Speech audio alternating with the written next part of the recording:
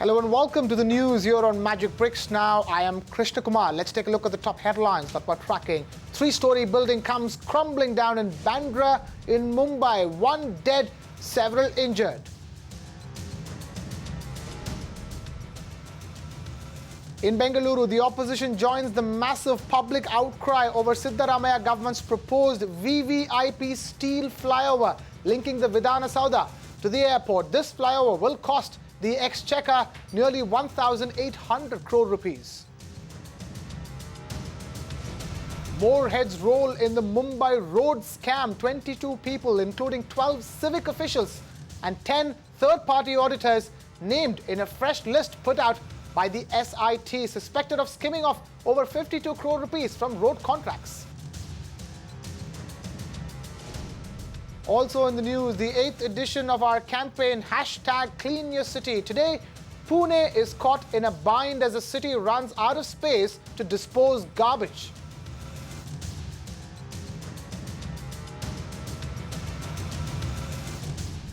Straight to the top story that we're tracking over here. A three-story building collapsed in the Bandra area of Mumbai on Thursday afternoon, killing one and injuring several others. We're now being joined by Ruchi Deshpande, who's at the spot in the Behrampada area of Bandra East. Ruchi, tell us what are the latest details that you're picking up on the ground at this point in time? Well, it has been a little over 5 hours that the rescue operations have started at the building, the three-story building that collapsed in Behrampada area of eastern Bandra. What we have picked up, or what we have picking up right now, is that the fire brigade officials and the Bombay Municipal Corporation, as well as the Mumbai Police, are the three main agencies that have been hard at work here. What we also told you earlier was that there was a human chain that was formed to take the debris out. Remember that this is a very congested and a narrow area, as you can see, but now there are JCB cranes that have been deployed by the Bombay Municipal Corporation to carry this debris of the three-story fallen building outside this small area. As you can also see on your screen, a lot of people have gathered just to watch what commotion is going on over here. But the good news here is that there have been no more people that have been found stuck in the debris that is of that three-story building. What we are also picking up from the fire brigade officials over here is that there are 5 people who have been injured. These people have now been taken to the Homi Bhabha Hospital here in Bandra East itself. What we can, however, confirm is that 4 children have been declared dead by the National Disaster Relief Agency that has been giving updates to the Mumbai Municipal Corporation. So 4 children declared dead as of now. 5 people have been injured and about 6 people have been rescued from the debris of this three-storied building that fell this afternoon at 1:30 p.m. The officials are still taking out the debris of this building, and it has been a little over 5 hours since they have been doing this. Ruchi, just wanted to understand any kind of reason for the cause of this collapse, anything that is coming out at this point in time?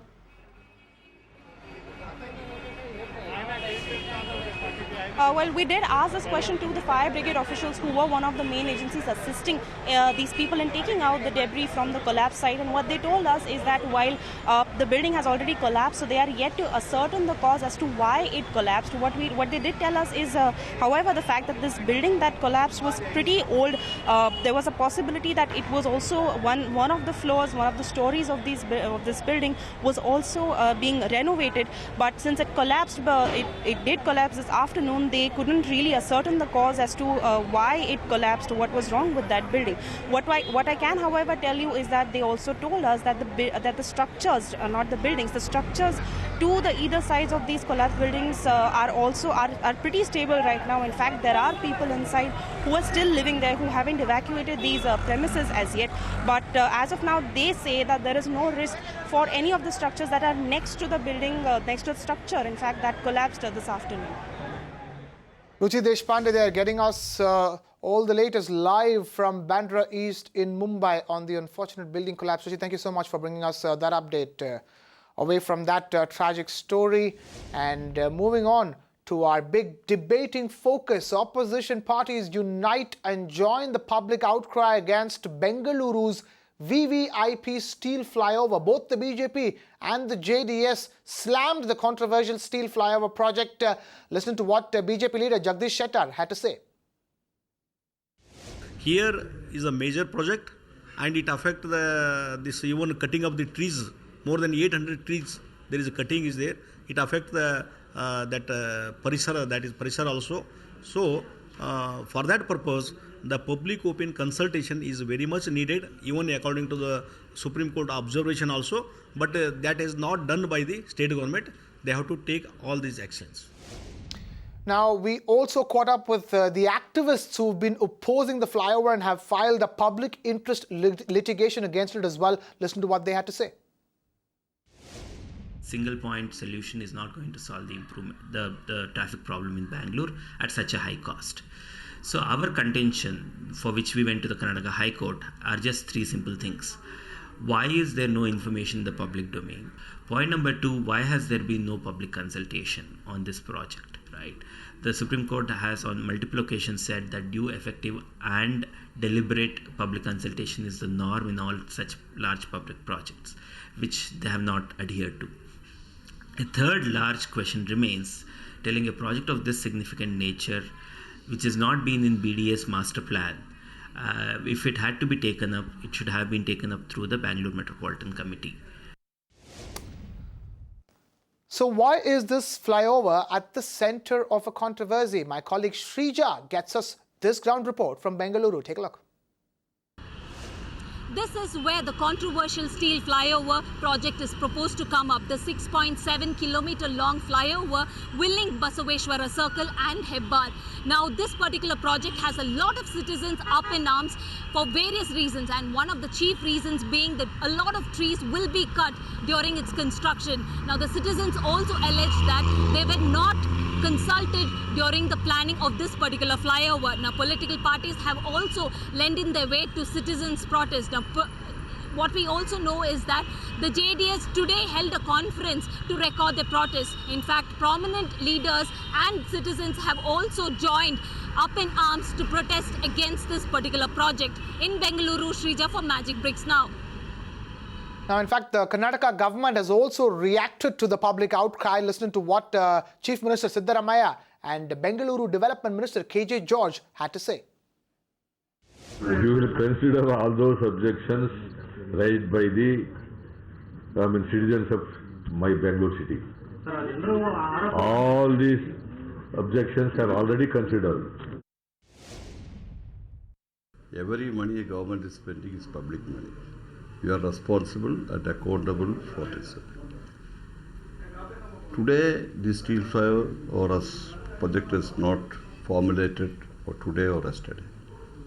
Even 2010, long back, when BJP government, Mr. Yadurappa was the chief minister, Mr. Rajiv Chandrasekhar, member of parliament, he was the Abide vice chairman. Those days itself, they are taken a decision.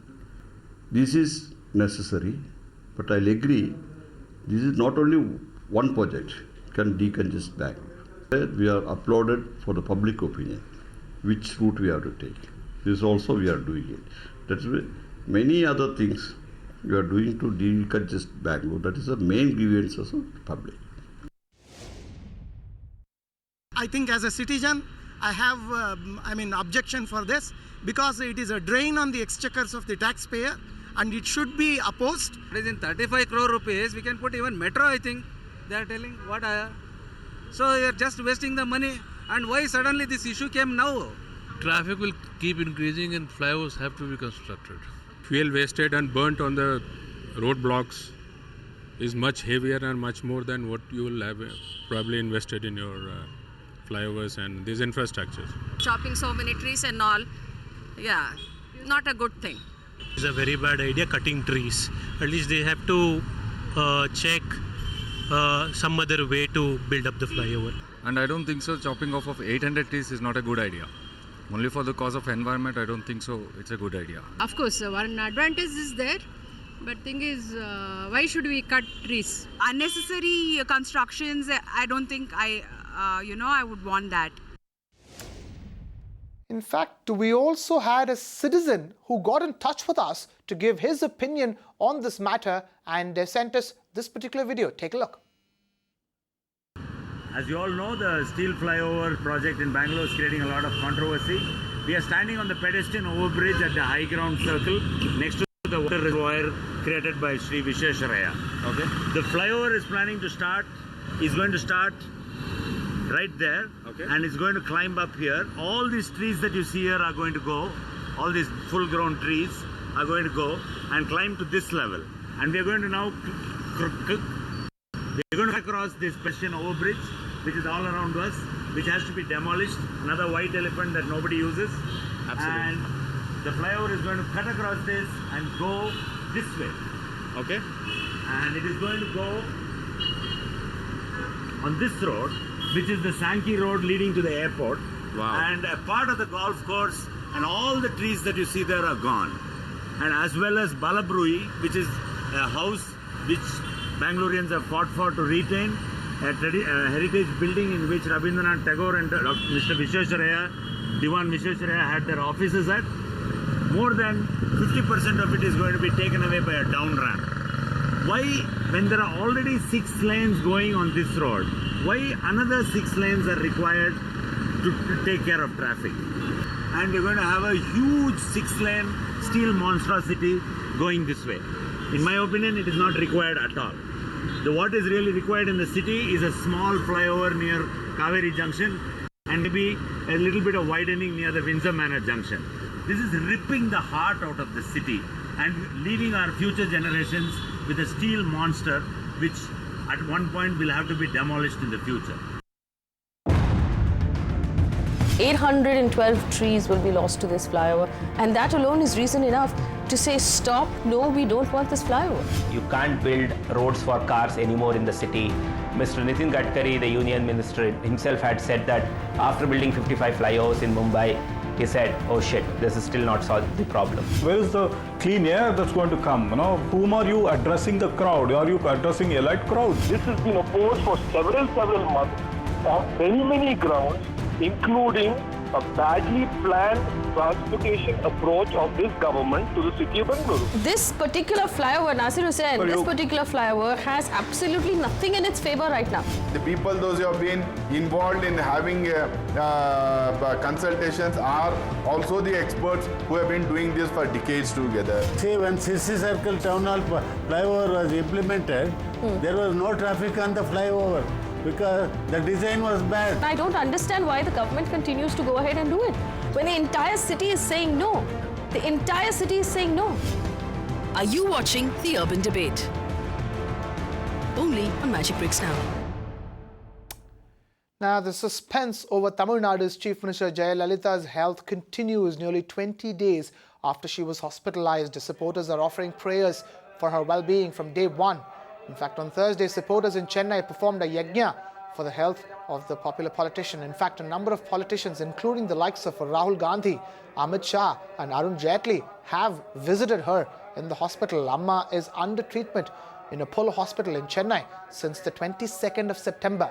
With her prolonged stay in the hospital, her portfolios are now being handled by O. Pannirselvam, who is also the finance minister of the state.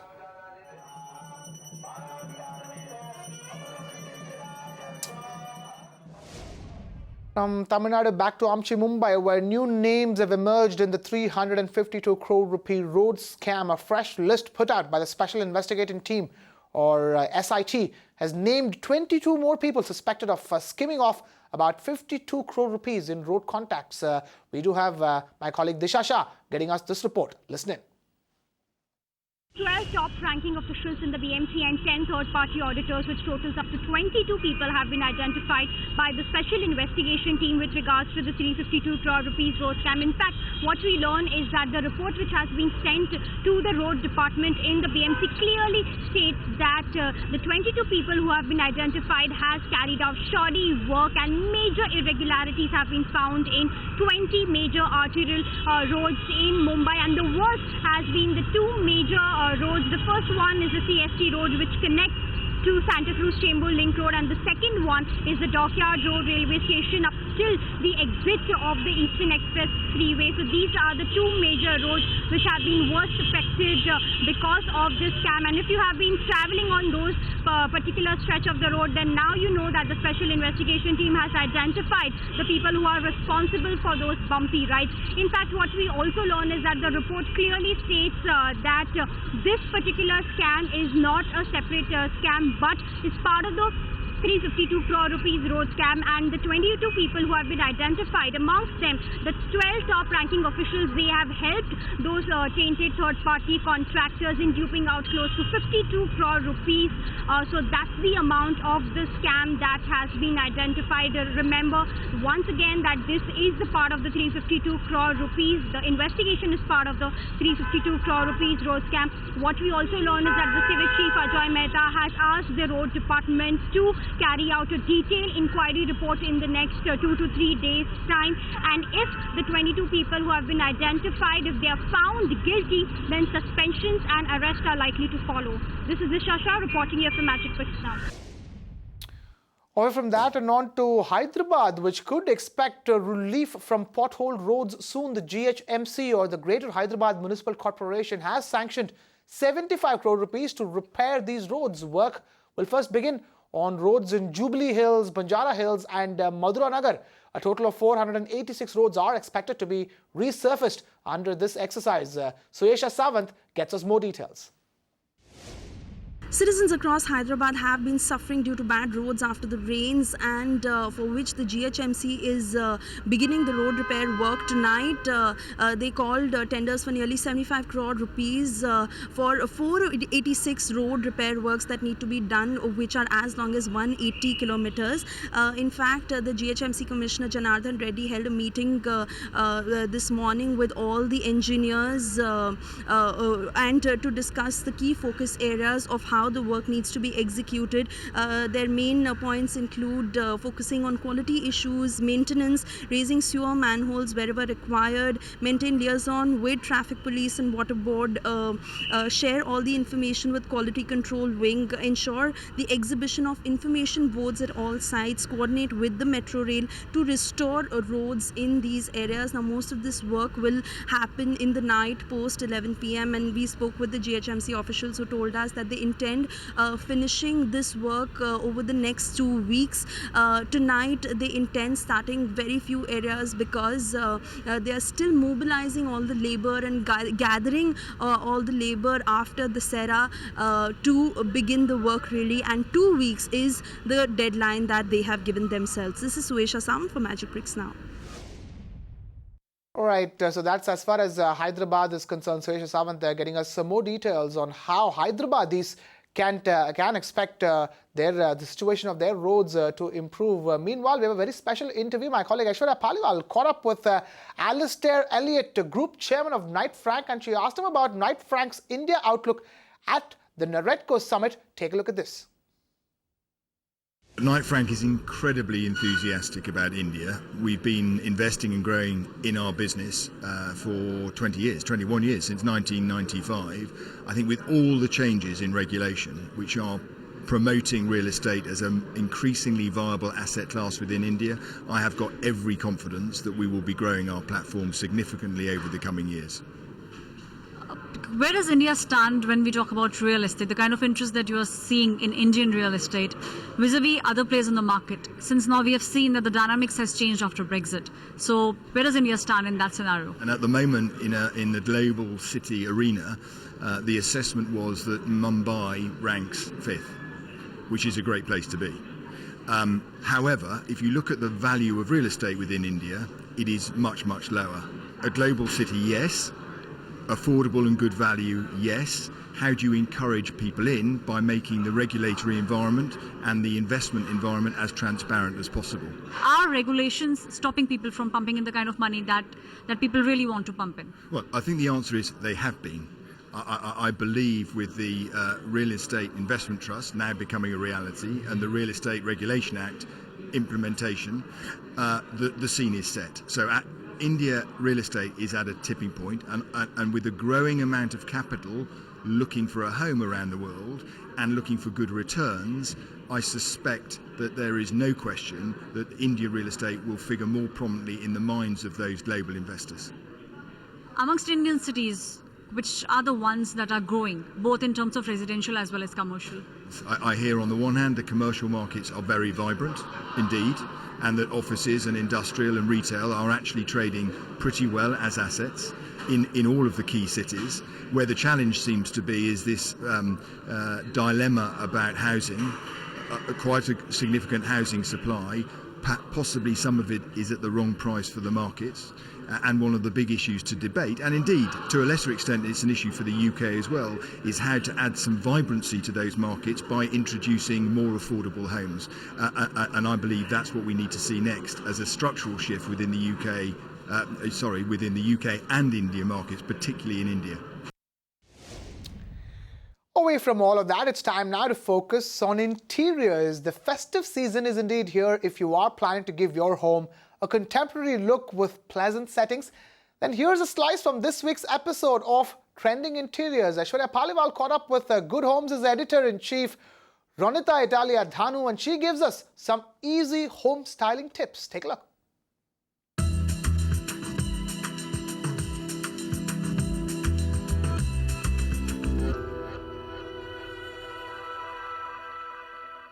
A very warm welcome to this new episode on Trending Interiors. I'm Aishwarya Paliwal. On this episode, we'll tell you how you can do up your way in a very abstract manner. I'm here at this store called Sarita Handa, where Ronita, who's the editor-in-chief of Good Homes, has various combinations for you to do up your home in a very abstract manner this festive season. Let's go inside and check out all those combinations that Ronita has in store for us.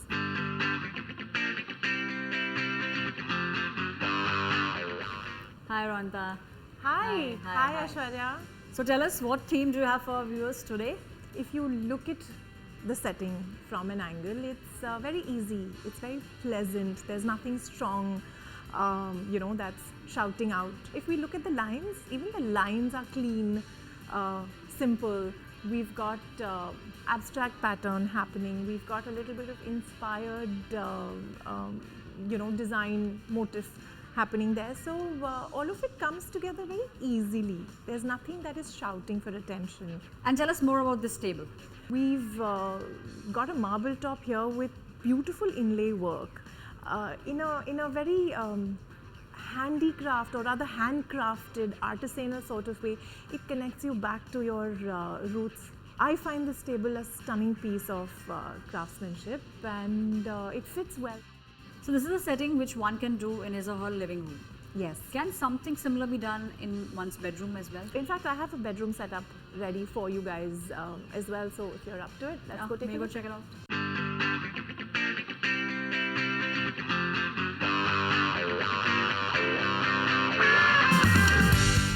It's that same easy, comfortable, very light, very inviting sort of vibe, look and effect that we're after. Also, if you look at the layering, there isn't too much that's complicating the scene. We've got whites that are very beautifully coming in to break the monotony of loud, jarring color. We've got very abstract pattern and motif happening.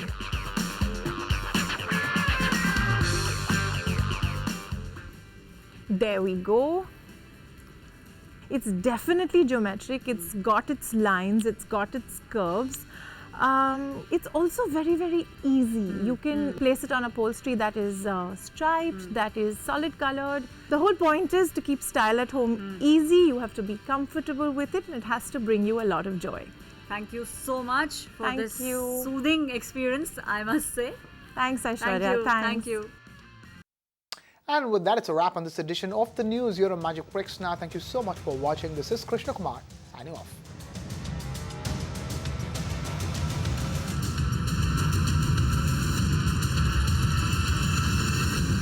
You can watch live TV on our website mpnow.in. Find us on Facebook at facebook.com/magicbricksnow. And don't forget to click the like button. You can also follow us on Twitter at Magic Bricks Now. To stay updated with all our programming, hit the subscribe button on our YouTube channel by logging on to youtube.com/magicbricks now.